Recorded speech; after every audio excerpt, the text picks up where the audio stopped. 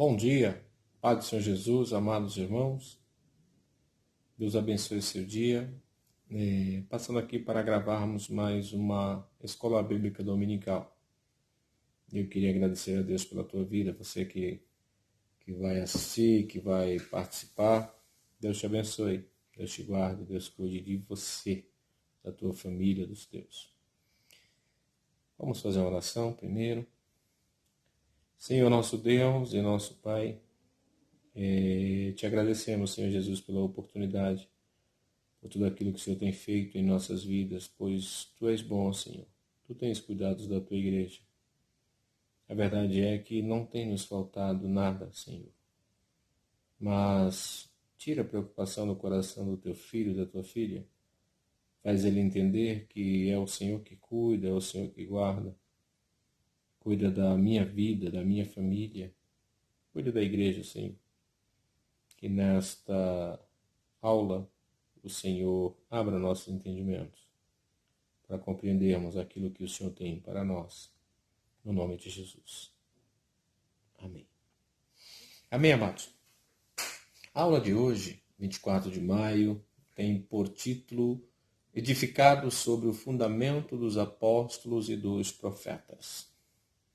Nós vamos falar a respeito desta verdade, onde nós estamos firmados, Nosso fundamento, claro, a pedra angular é Ele, é Jesus, mas os apóstolos estiveram com Ele, muitos conviveram com Ele, uns do seu nascimento até a sua crucificação, a sua morte, e viram, conversaram, seguiram e deixaram os ensinamentos para nós. E é com base nisto que a igreja se mantém. É com base nesse fundamento que ela sobreexiste, que ela será até a volta de Cristo, que é o dono dela.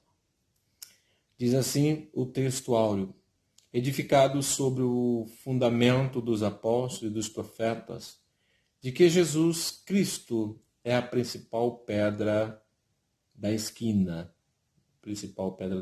Então, Efésios 2:20 fala sobre isso, que ele é a principal pedra, Jesus. E é nisso que nós cremos. A verdade prática diz assim: Jesus Cristo é a pedra basilar da igreja, que está edificada por meio dos ensinamentos dos apóstolos e do testemunho dos profetas. Mais uma verdade, Mais uma verdade. A igreja, sim, ela está edificada por meio dos ensinamentos dos apóstolos que conviveram com eles e dos profetas que, bem antes dos apóstolos, já falavam a respeito da vinda de Cristo. Falavam a respeito da vinda, falaram a respeito da morte, falaram que ele seria o resgate pelas nossas vidas, e nisto nós cremos, confiamos até a vinda dele. Vamos lá. Então nós vamos para a leitura bíblica em classe. Se você está acompanhando, você pode pegar a sua Bíblia, que está lá na Carta aos Efésios, no capítulo de número 2, e vamos ler a partir do versículo 20. Depois nós faremos a leitura também do Evangelho segundo escreveu Mateus, no capítulo 7. Diz assim, então, o versículo 20 do capítulo 2 da Carta aos Efésios. Edificado sobre o fundamento dos apóstolos e dos profetas, de que Jesus Cristo é a principal pedra da esquina, no qual todo o edifício, bem ajustado, cresce para templo santo no Senhor, no qual também vós juntamente sois edificados para a morada de Deus no Espírito. Amém? Esta é a primeira parte da leitura. Agora nós vamos ler o Evangelho de Mateus, Evangelho de Jesus Cristo, segundo escreve Mateus, no capítulo 7, e nós vamos ler o versículo 24 e vamos ler um pouquinho mais, uns 3 ou 4 versículos. Diz assim, então, o versículo 24 do capítulo 7 do Evangelho, segundo escreveu Mateus. Todo aquele, pois, que escuta estas minhas palavras e as pratica, assemelhá-lo-ei ao homem prudente que edificou a sua casa sobre a rocha. E desceu a chuva, e correram rios, e assopraram ventos, e combateram aquela casa. E não caiu, porque estava edificada sobre a rocha. Versículo de número 26. E aquele que ouve estas minhas palavras e as não cumpre, compará-lo-ei ao homem insensato, que edificou a sua casa sobre a areia. E desceu a chuva, e correram rios, e assopraram ventos, e combateram aquela casa, e caiu, e foi grande a sua queda. Ok?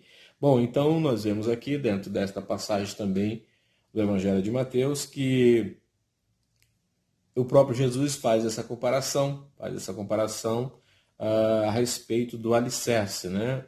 Do alicerce, do bem feito que é. Ele suporta ventos, ele suporta tempestade, né? Vai passar o rio, não vai derrubar, vai passar muitas coisas, muitas, vamos falar assim, perseguições, muitas turbulências, mas edificado nesta rocha, edificado sobre esta rocha, não cai, se verdadeiramente estiver edificado sobre ela.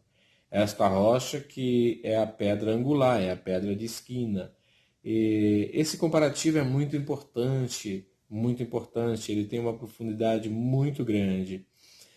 Vejam que para fazer uma casa, o pedreiro ele começa pelo alicerce, obviamente, e no alicerce, é no alicerce que ele define se a casa vai ser térrea, se vai ser um sobrado, se vai ser um triplex, enfim, é pelo alicerce que o engenheiro diz quanto pode edificar em cima desta casa, né?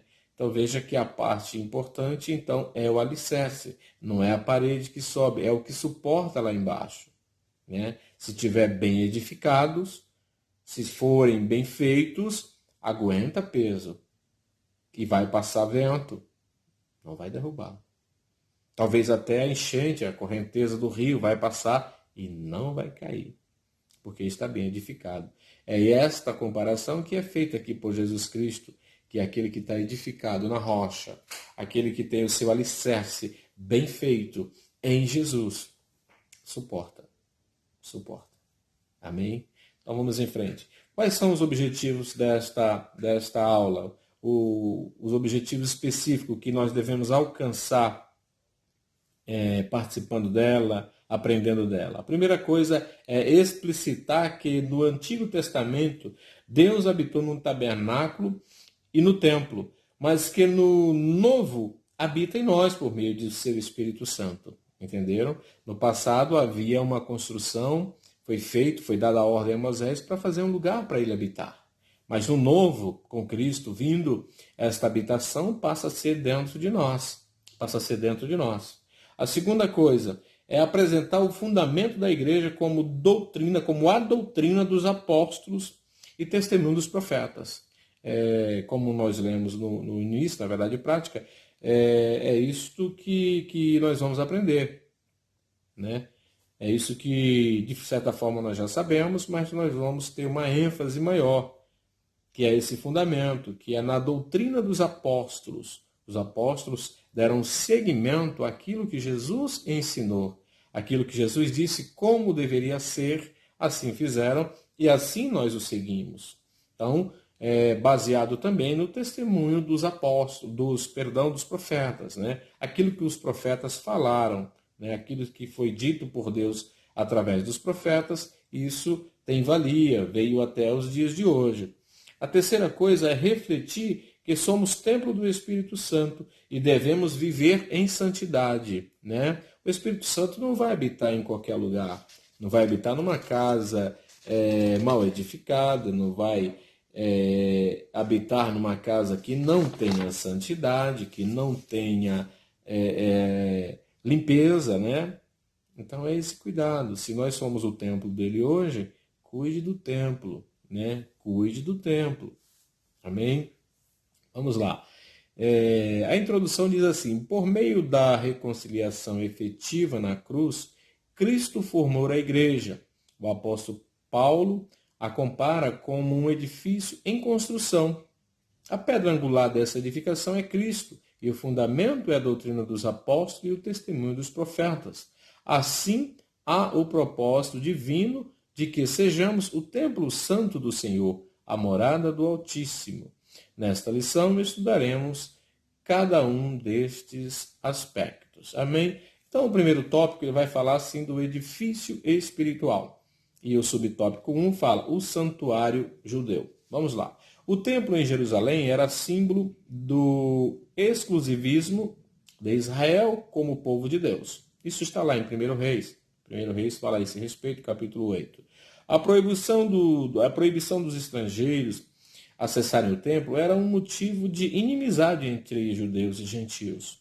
Ao reconciliar ambos os povos, Cristo aboliu as leis cerimoniais, desfez a inimizade entre eles e formou uma nova humanidade, a igreja, formou a igreja.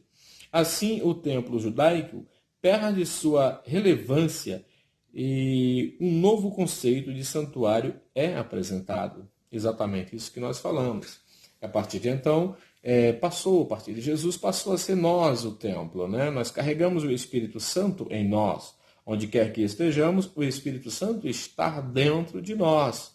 Por isso não dá para se esconder, não dá para fazer e não ser visto. Afinal, ele está conosco. Ele habita em nós, né? Ele habita em nós. Cuidado com o templo. Cuidado com o templo. O subtópico 2, ele fala do santuário cristão. Os que pertencem a Cristo são comparados a um edifício onde Deus habita em espírito.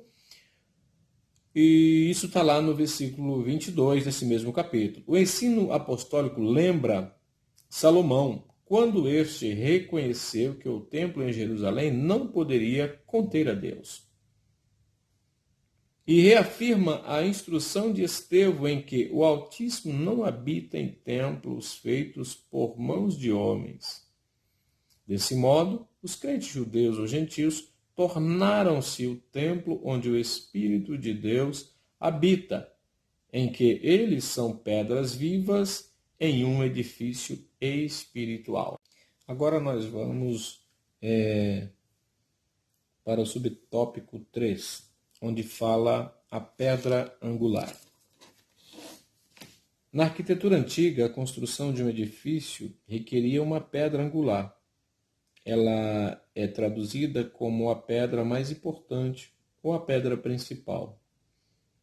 Ela era posta no canto do prédio para sustentar o alicerce, firmar e unir toda a estrutura e manter as paredes em linha certa. Para que se tenha uma ideia dessa dimensão, em uma das escavações no local do templo em Jerusalém, foi encontrado um monólito com cerca de 12 metros de comprimento. Veja a dimensão dessa pedra, né? 12 metros de comprimento. Você imagina, então, que os edificadores queriam que o templo tivesse, essa edificação tivesse garantia de que suportaria ventos, tempestades, vendavais, né? E não iria ruinar, né? Não iria cair.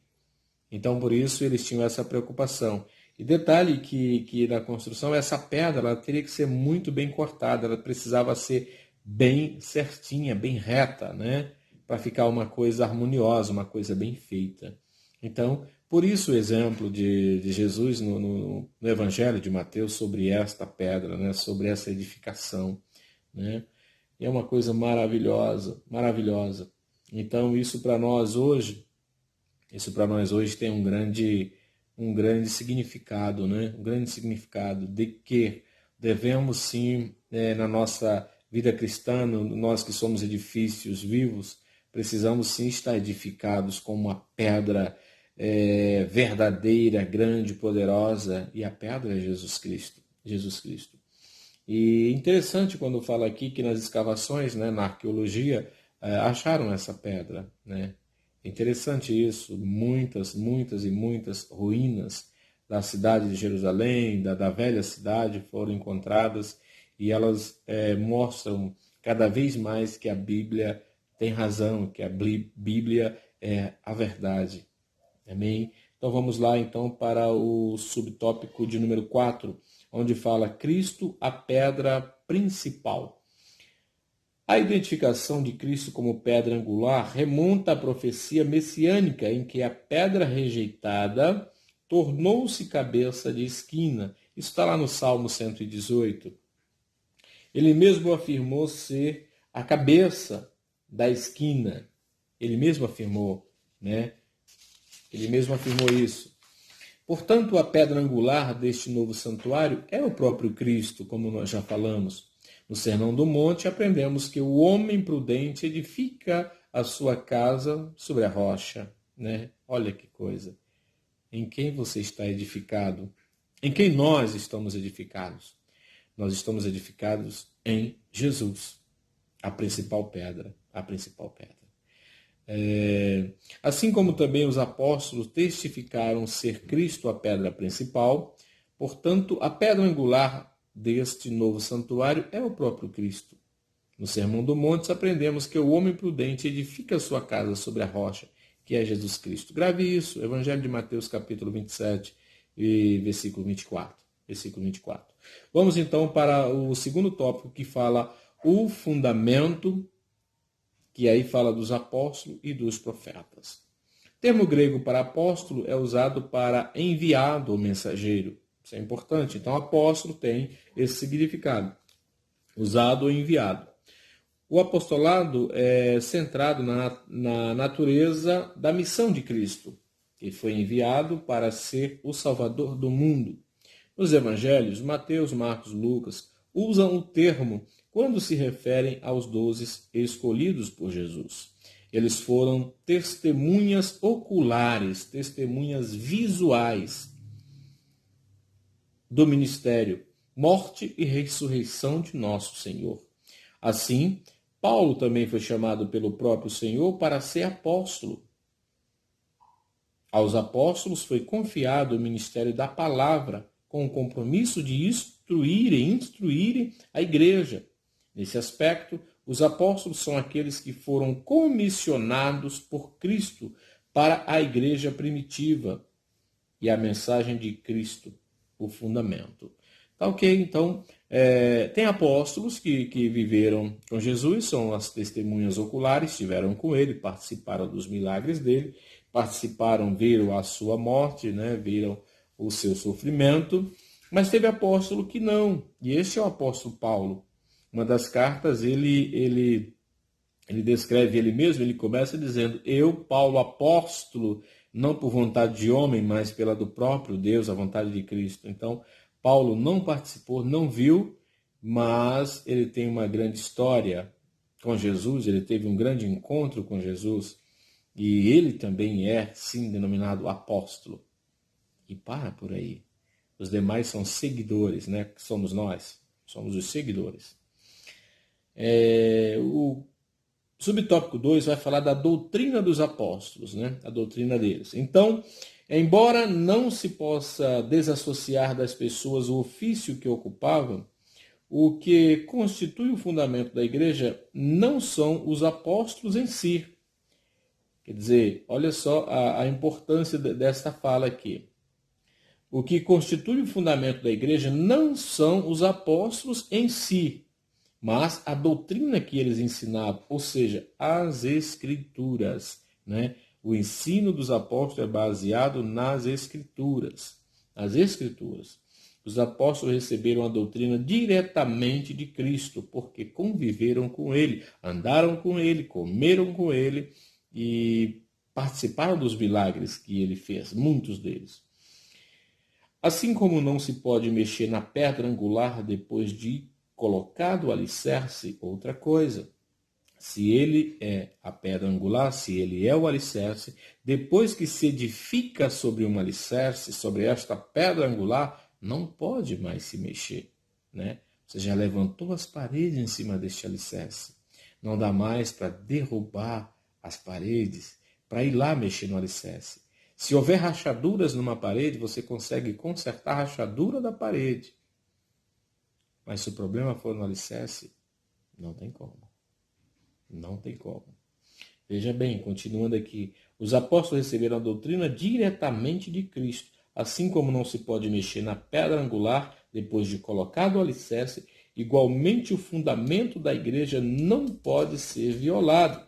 Acerca disso, o Senhor Jesus asseverou: as minhas palavras não hão de passar.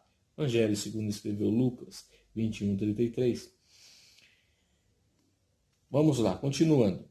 A Bíblia de Estudo Pentecostal ratifica que a revelação dos apóstolos, conforme temos do Antigo Testamento, nunca poderá ser substituída ou anulada por revelação, testemunho ou profecia posterior. Aí fica um grande entendimento. A própria Bíblia diz que se vier um anjo do céu pregando outra coisa que não seja estas, seja anátema, seja maldição. Então os apóstolos não fugiram do ensino, não fizeram nada que não tivesse amparados por Cristo e pela palavra dele, pela palavra de Deus. E hoje a mesma coisa. Não se mexe na pedra angular, não se mexe no alicerce. Se constrói sobre eles, mas não se mexe. Uma vez colocado lá embaixo, não se mexe. Jesus é esta pedra. Não se mexe naquilo que ele deixou. Não se cria coisas novas. Tudo é em cima deste fundamento, que os apóstolos deram sequência, que nós hoje precisamos dar sequência, e até a volta dele será desta forma. Amém? Então, o subtópico de número 3 vai falar assim: o testemunho dos profetas. A palavra grega para profetas significa proclamador, intérprete da revelação divina. Então, profeta significa proclamador e intérprete, né, da revelação divina. A ordem da frase em Efésios 2:20, apóstolos e profetas, indica tratar-se dos profetas da igreja e não os do Antigo Testamento. Mas, adiante, Paulo assegura que a compreensão do mistério que no passado estivera oculto, de que os gentios tinham igual posição no corpo de Cristo e eram participantes da promessa, foi revelada pelo Espírito aos profetas no Novo Testamento. Assim, os profetas neotestamentários que falaram inspirados pelo Espírito Santo perfazem o alicerce da Igreja de Cristo. Amém? Vejam que é só uma sequência, né? É só uma sequência. Não foi mudado. Jesus não veio, não mudou nada. Jesus não mudou o que já havia posto, né?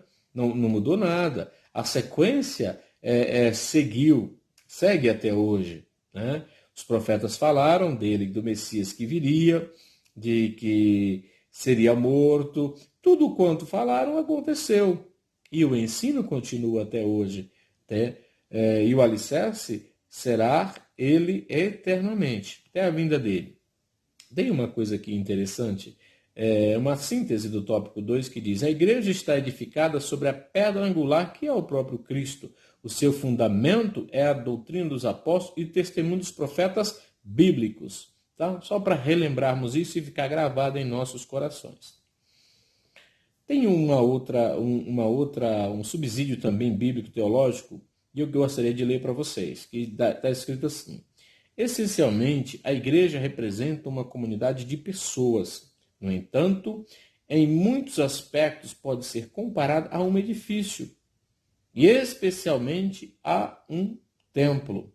A frase edificados sobre o fundamento é a transição para essa analogia da igreja como um edifício em processo de construção. Em Efésios 2:20-22, Paulo novamente assegura aos gentios que formarão parte integral da igreja. que Deus está construído. A igreja é edificada sobre a revelação original e infalível de Cristo aos primeiros apóstolos e profetas. No entanto, deve-se acrescentar que líderes visionários e santos, pessoas cheias da palavra e do espírito de sabedoria e de revelação, continuam a ser necessárias para liderar a igreja, até que todos cheguemos à unidade da fé e ao conhecimento do Filho de Deus, a varão perfeito, à medida da estatura completa de Cristo. Amém?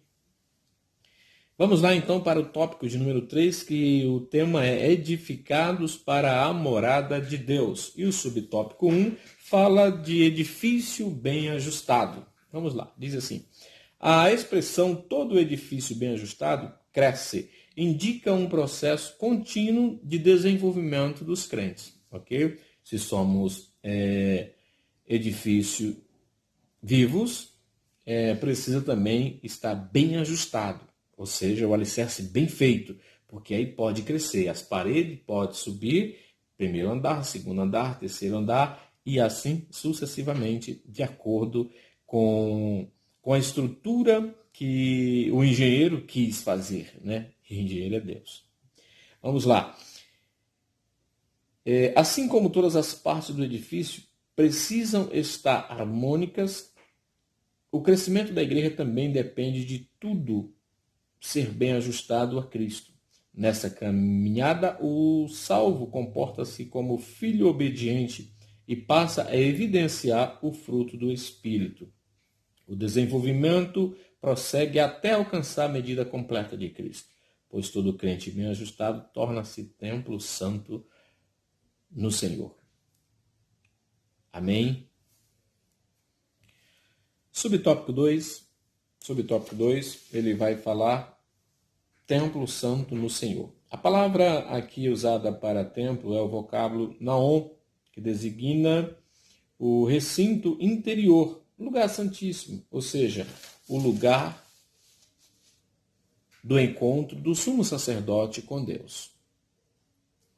Todavia, a analogia paulina não se refere a uma estrutura material, mas sim ao crente que se tornou templo santo. Separado do pecado, quem pertence a Cristo passa a viver em santidade. Como resultado, ao desfrutar da comunhão divina, o crente recebe o livre acesso à presença do Pai, tornando-se assim morada de Deus no Espírito. Coisa linda, né? Coisa linda. Vamos fazer uma leitura aqui de um texto da Carta aos Hebreus. Carta aos Hebreus. Carta aos Hebreus. Capítulo de número 4. Capítulo de número 4.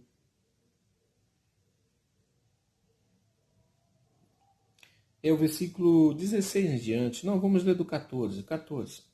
Diz assim: visto que temos um grande sumo sacerdote, Jesus, o Filho de Deus, que penetrou nos céus, retenhamos firmemente a nossa confissão, pois não temos um sumo sacerdote que não possa compadecer-se das nossas fraquezas, porém um que, como nós, em tudo foi tentado, mas sem pecado.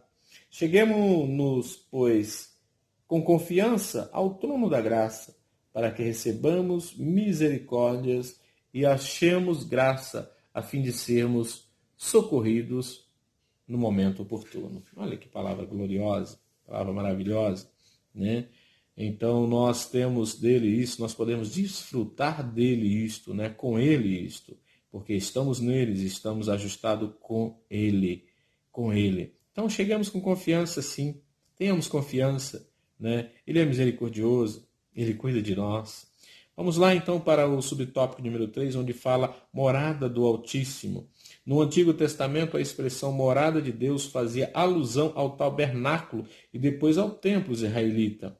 Indicava lugar de habitação permanente de comunhão íntima. Como já vimos, o crente tornou-se templo santo no Senhor. Isso indica que Deus habita em nós por meio do Espírito e que tal afirmação ratifica o ensino apostólico de que Deus não habita em templos feitos por mãos de homens. Ele reside individualmente dentro de cada cristão, bem como no corpo inteiro de crentes, a igreja formada por judeus e gentios. Veja que agora não tem mais judeus, gentios separados, agora é para todos aqueles que querem, aqueles que aceitam isso. À medida de que eu aceito, que eu confesso Ele como meu Senhor e Salvador, eu tenho dele esta certeza de que Ele passa a morar em mim, o Espírito dele passa a morar em mim e conduzir-me. Devo eu então cuidar da morada de Deus, do lugar santíssimo, que é lá no íntimo, A síntese do tópico 3 diz assim: Deus habita na vida daquele que, edificado em Cristo, torna-se templo santo do Senhor. Então ele habita sim, mas tem uma regra: precisa ser templo santo. Amém? Esta é a lição de hoje e a conclusão diz assim: a comparação da igreja como edifício em construção indica que estamos em processo de aperfeiçoamento até que todos cheguemos à unidade da fé. A pedra angular, que é o próprio Cristo, não pode ser substituída. A doutrina dos apóstolos e o testemunho dos profetas não podem ser revogados. Aquilo que eu já falei, se vier um anjo pregando algo que seja diferente disto, diferente daquilo que Jesus ensinou aos apóstolos e que os apóstolos passou, foi deixando e chegou à nossa geração, se vier um diferente disso, seja maldição. Que Deus te abençoe neste dia. Aula rápida, até porque eu sei que tem seus afazeres, então uma coisa só para ficar na nossa memória, esse tema, né? Esse tema da lição de hoje, que fala sobre o fundamento, né? Que nós estamos edificados sobre o fundamento dos apóstolos e dos profetas. Evidentemente que o maior fundamento, a pedra angular, é Ele, Cristo Jesus. Deus te abençoe, Deus te guarde, cuide de você e da tua família. Um ótimo domingo para vocês. Fiquem na paz.